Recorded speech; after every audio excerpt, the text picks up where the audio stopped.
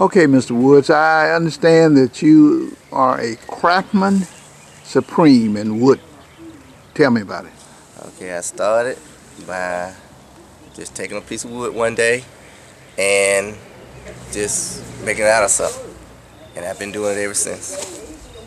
I was inspired by a guy. He had made an old antique wash pot out of cedar, and I've been doing it ever since.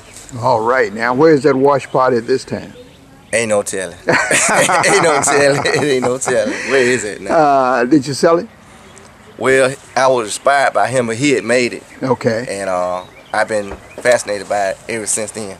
Okay. He made it out of wood, and I've been liking woodwork ever since. Now, what really inspired you to be interested in the whole woodwork thing, period? I just like the way stuff made, and it fascinates me to see stuff made out of wood. And I just like to do stuff like that. Did you take it up in school? I took carpentry up in school. Oh, okay. So that was a foundation for you. But I didn't. I went a little further than carpentry. When I started doing it, I just kept on doing it. Okay. I didn't let my trade go in vain. A lot of people take up stuff and they don't take the time to do what they're supposed to do with it. So it's a good money making thing. You know, I'm not trying to get rich off it, but it's a nice hobby. Tell me about your opinion as to why you're not rich, because with your talent, seemingly to me, you could have been on cloud 672 by now. Yeah, so I could. But what kind of complications have you run into just by trying to get a backing or support for your craft? Well, right now, like I was saying, I go to certain peoples and they yeah, I'm gonna do this, I'm gonna do this for you, and they never go through. So that's why I just keep it down on down low. I could be rich if I really wanted to, if I push it, but I wasn't pushing it. Really wasn't pushing like I should. But you never gave up. No, I didn't give up. Tell me about that determination. Well, when I first started doing it, I started building people cabinets and stuff in their houses, and I thought nobody was gonna never let me, work in their houses and stuff like that. But I was wrong, because when I started, it don't look like I can stop. God gave me a tremendous blessing.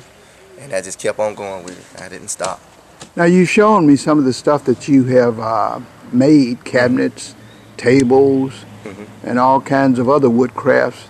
Tell me about some of these things. What goes into taking a design, a piece of wood, and making somebody's name and other symbols on it?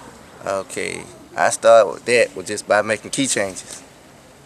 I was making key changes one day, and then I said, I could take this and put it in a football or basketball, or I can put your name in a chest, any kind of way you want it. I can design something that you really like that don't be in the stores, because the stuff you buy in stores now is not what you really want. It's made out of particle board, and it don't last as long as what you make by hand. All right, and what's the biggest challenge for you? The biggest challenge I had so far was Eastern Star table. Tell me about it. I was at the flea market, and I was carving names, key changes, the names, key changes, and the lady came up to me. She said, "Oh, you know how to do this?" I said, "Yeah." She said, "I got a challenge for you." I said, "What?" I said, "Ain't nothing too big that I can't make." So she came up to me and she said, "I need this right here." She brought me a picture of it. She brought me a little table, like an Eastern Star table. And she said, I want to see you make this.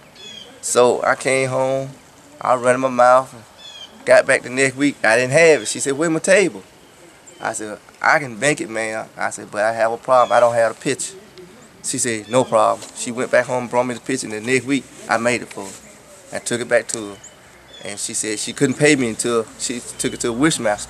So when she took it to a wishmaster, when a wishmaster laid on it, she said, "Pay him." She said, "Pay that man, because that's something they never had." They had a little old box like thing. They never had a real handmade table. Right. Eastern Star table. So I made it for her, and I've been on ever since. Now, you made a lot of furniture in this house here for this woman who loved you. Yes. So tell me about that relationship. Okay. When I first started, her son, the one is Eugene, he wanted me to make some tables and this and that for him. Mm-hmm. So I made them, and she wanted the bookshelf. The son paid for the other stuff, but she wanted that bookshelf. So I made the bookshelf for her, and everything just went from there. All right, what did you make for the son? I made the entertainment center and the 2 nightstands for the son, and the bookshelf for her. Okay, and what about that coffee table? You know, The coffee table came with all that. Oh, okay. All right. And then these other little wagons and other things that you made for her. Tell me about those. Okay, the saw, the name with the saw in it, I made that for my friend. And the football, just made Alabama football. And then the wagon, I made that for a Valentine present for her. Okay. And the elephant, I made that for her mother.